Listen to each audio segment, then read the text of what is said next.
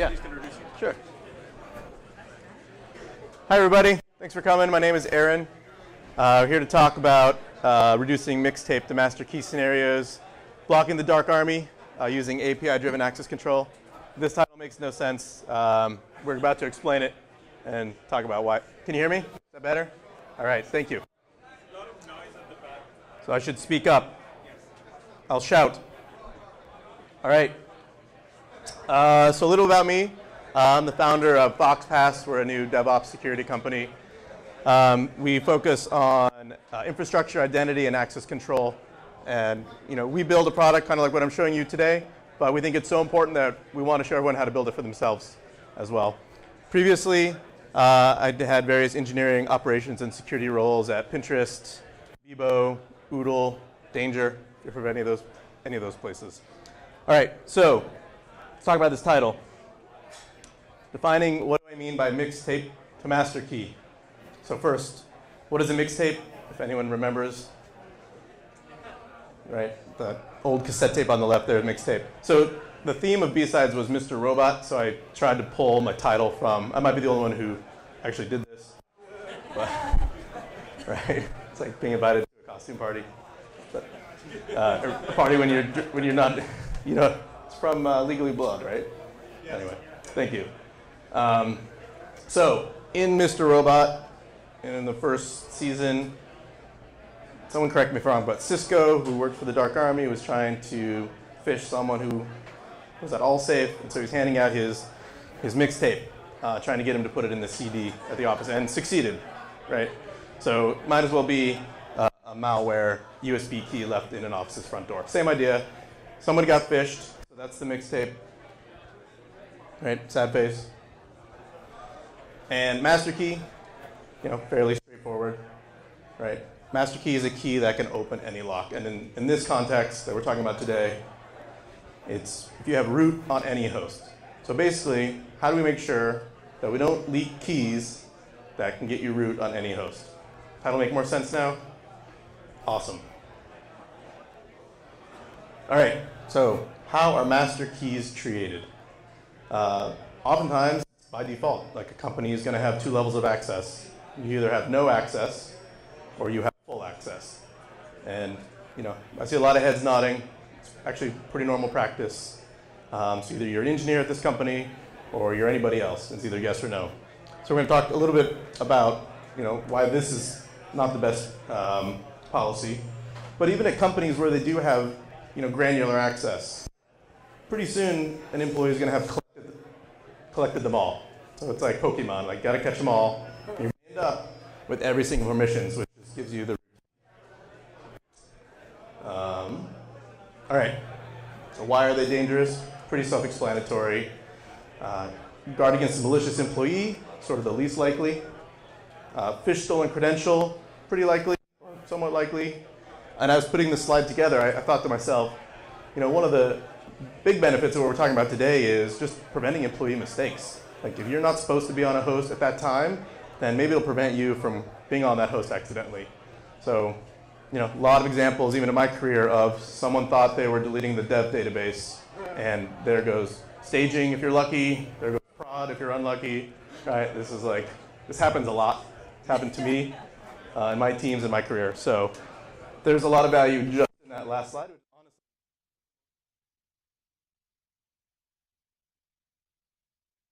Security professionals to guard against ourselves as much as guarding against the outsiders. All right, so the alternative to master keys that we're talking about today is just to make sure that if you get a permission, it has an end date, or there's something that's going to cause that permission to end other than you leaving the company. If your access is not ending when you leave the company, that's a very different problem, way more important.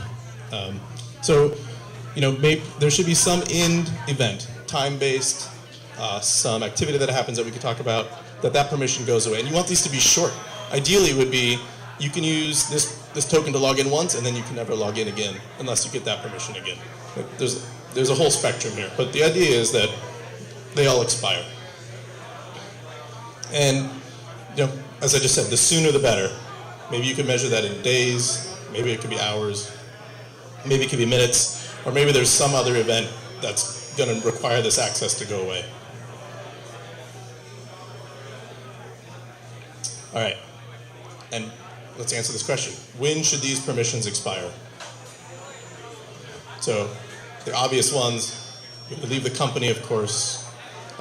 If you put an actual time value on that permission, this expires in an hour, this is gone in a day, this one's gone at the end of your consulting arrangement with our company. But there's some other ones that are a little more dynamic that we can talk about. So this is granted until your on-call rotation is done. So when you're in PagerDuty and you're on call, then you're going to have a permission. And when your week is up, a lot of this access is going to go away. Or, all right, oh, we're back. All right, there's a Jira ticket that maybe has to be open for you to have some access. It's been granted, approved, it's in process, you have that access, you close the ticket, the access is gone. Or something really, really clever, right? You didn't use this permission enough, and now it's gone away. Right? We call this use it or lose it. If you're not using something, you clearly don't need it, it's going to go away. All right, I sold you, you want to build this? Cool. Let's talk about actually how you go wire this up in your environment. Authentication versus authorization. You know, we have passwords and keys. They're really pretty good at telling us who you are. And then oftentimes we miss the authorization step. So we know who you are, but now what can you do? And the traditional systems to set this up usually, right now, is you got Chef, Puppet, Ansible, Salt, these sorts of things. Your config management tools. You know, you have scripts in there to edit your SSHD about allowed users, allowed groups. You can fix up Etsy group about who's in the sudo, who can log in as different users. This works. It's pretty pervasive, but it's very slow. Right? If you want to make a change to your access, right, you check out the repo from GitHub. You check in your change. Maybe you get it code reviewed. You push it out to the GitHub repo, and then maybe Chef server picks it up. Then maybe you have to run knife. Right? It could take a long time. We're talking about things that are much more dynamic. Some people will switch to an LDAP server, right? A lot of overhead to set these up, unless you use a cloud provider like us. And they're somewhat inflexible. It's harder to set up per host rules, who can be on what kinds of hosts as well. And then what we're going to talk about today is doing this with SSH keys. So conceptually, it's pretty easy. If you have your config management puts every user on every host already, but there are no SSH keys, then that user can't log in. And you can manipulate the SSH keys to figure out who's allowed to log in and as what users. Excuse me. All right, authorization with SSH keys. This should look pretty familiar. Two examples here of my authorized keys file and root's authorized keys file. Right, so you open this file up, add someone's public key, remove someone's public key. Don't make any mistakes. You're going to get locked out of this machine. I've been there. Anybody else? Yeah. Be careful. But conceptually easy, right? Add, remove keys. You've decided who can log into this machine. So that's really the crux of what we're talking about today. Right. So if you do it manually, it's a lot of work. What else you got? Well, I'll show you what we got. Let's make a centralized SSH key server to decide what keys are on which hosts under what users. So go spin up a database, MySQL maybe. We're going to put everyone's SSH keys in there, so we have a little web UI. Everyone in your company who's allowed can log in, manage their own keys, so when they get a new laptop, they're not going to come bug you to put their new SSH keys in GitHub. Usually you just make a little web front end using OAuth to auth against your Office 365 or your Google Apps, whatever you already have. Upload their public SSH keys. All right, now we've got our database. Now we're going to talk about, once the keys are in that database, how are you going to get them onto your Linux server? So, a lot of options here. One of the obvious ways is to just put an agent on every machine, right? Agent will query the database periodically, pull those keys down, write them on to the proper authorized keys files on disk. You're golden, right? So this works. It's a little fragile if that code breaks. If it runs out of memory and you don't load any keys in that machine and you can't load any keys anymore, that could be bad. And another problem is it could pull we want to make changes that are by the minute, definitely several times an hour. If you have all these machines polling this one little API, it should have two really, it's a lot of load when you're only making changes periodically. So we're going to switch this from a polling model to more of an on-demand model. And here's how to do it. Inside of SSH deconfig, there's this new command as of 6.2, I think, SSH, where you can give it a command that we write to return keys to SSH. So now instead of it looking on disk, we're going to have it pull the keys from the database. The one argument, by the way, is the username that's trying to log in. So here's that script. This script is going to get run every time someone tries to log into this machine using SSH. And it's fairly straightforward. Argument, $1 is the argument, the username. Then we're going to get the host name. We'll show you why that's important. Then if this is an Amazon machine, we're going to get the instance ID, which is available through the metadata server. So that's that first curl, which is local to the machine. We're going to take all that data. That's where the second curl comes in. We're going to take all that data. We're going to send it to the key server, to the key database, and see if there are any keys for this user available. So here's the example request at the bottom. It's going to make a request to your key server, getting some SSH keys. User is Aren, host name is prod-db-1, and the instance ID is whatever your instance ID is on Amazon. So with that information, we can start building rules. So here's our new diagram. We've got an API key in between the Linux server and the SSH key database. And here's what that endpoint looks like. Pretty simple.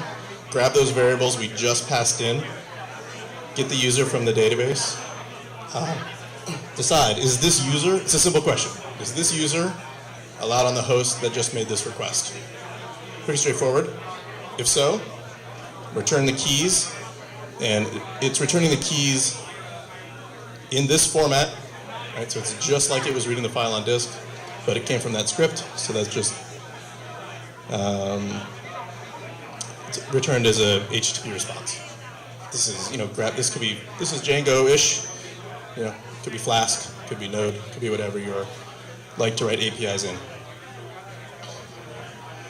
So now, improving our diagram a little bit, we're going to apply on the top. Now we need to keep a database of rules. Who's allowed on these machines, when. We mix that in with the API, the key response. And this is where you get to use your imagination on what kind of rules you want to plug into your system. So let's talk about some options. We brought up some of these, but we'll spell them out. So to check if the user is still employed, you could use your API on Google Apps, G Suite, whatever they call it this week, Office 365. Maybe you have some other way, like an HR system that you can plug into. So start using all these APIs that are available to you to start building these rules. Okay? This maybe should be check number 1 if you're building this. All right, another rule. SSH key rotation. How many here have systems to actually rotate SSH keys? Be surprised if I see too many hands. Yeah. So we can argue whether this matters or not, but the reality is if you have any sort of auditors for compliance, they care. It's on their checklist, and if they care, that means you might have to care. Now we have a built-in system to cause it. We store a timestamp with every SSH queue upload. When you're 90, 180, 360 days are up, a key never gets returned. Built-in key rotation. All right, pretty basic. Your time limit has exceeded. You're allowed on that host or those group of hosts for 24 hours. After 24 hours, that key is not going to be returned anymore. You can't log in. This is where it gets a little interesting. So all this data that we passed in, username, host name, instance ID, we can start using for pretty cool features. So based on the host name, we can start creating what we call host groups. So a group of all prod machines would be a very horizontal group. Right? And that's the first example. So you can define these with regular expressions against the host name. So in the first example, production machine would be the regex that starts with prod and has a hyphen and then anything after that. So our example of prod-db1, right, we know that's a prod machine.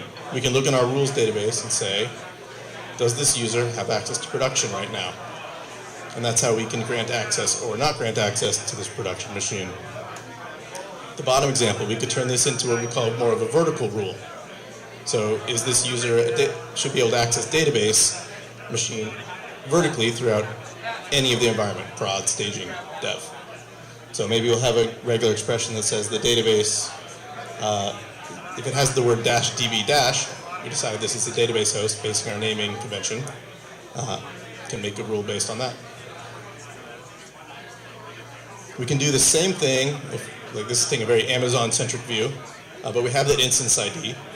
What can we do with that? Well, we can take that instance ID, we can go to the EC2 API, we can trade that instance ID in for VPC ID, subnet ID, machine tags, all sorts of cool stuff. So now rules can say, I'll know it's a production machine if it's in the production VPC, or if it's in the production subnet, or maybe it has a production tag on it, right? Lots of information can be gleaned from, especially the tags API on Amazon. So again, plug that in as one of your rules. Right. Is this user on call? Go check your PagerDuty, your Ops Genie, your Victor Ops API. Figure out if this user's on call. You know, some people think this is the dumbest idea they've ever heard of. Some people think this is pretty powerful. Love to hear your thoughts on it. But if you really want to make sure that when you're on call, you have all the resources you need, and when you're off call, your key leaking is not a big of a risk, this might be for you.